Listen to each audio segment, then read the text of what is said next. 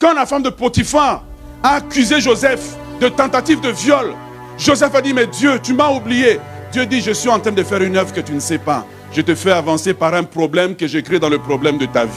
Quand il est arrivé en prison, et il arrive en prison, il va solutionner un rêve. Et il pense que c'est par là que Dieu va le faire. Dieu dit, j'ai des méthodes que tu ne connais pas. Je te fais avancer par les méthodes des problèmes. Je crée des problèmes dans tes problèmes pour solutionner tes problèmes.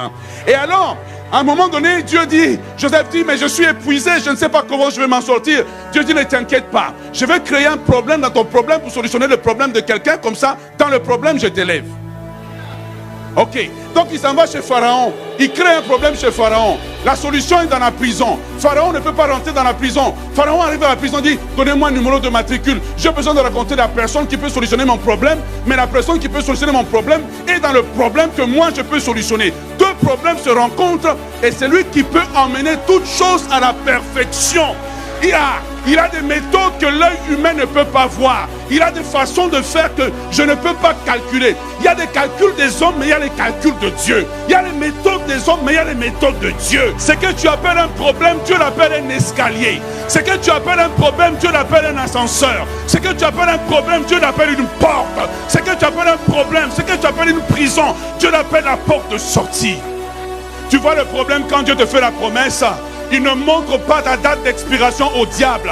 Le diable travaille, mais il ne sait pas qu'il est en train de t'ouvrir des portes. Tes ennemis travaillent, mais ils ne savent pas qu'ils sont en train de t'ouvrir des portes. Tes ennemis travaillent, mais ils ne savent pas qu'en réalité, ils sont en train de t'ouvrir des portes.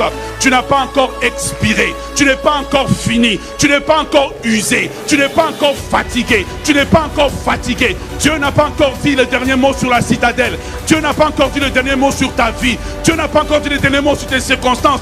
Tout à coup, soudain, tout à coup, soudain, tout à coup, soudain, Dieu va brutaliser tes adversaires. Dieu va brutaliser l'adversité. Dieu va brutaliser l'adversité. Il va ouvrir une porte par laquelle l'ennemi ne comprendra pas. Comment expliquer la puissance de Dieu? Comment expliquer la grandeur de Dieu? Oh, je suis convaincu, je suis persuadé, je ne vois pas le chemin, mais je suis persuadé, je ne vois pas la percée, mais je suis persuadé, je ne comprends pas mes épreuves, mais je suis persuadé.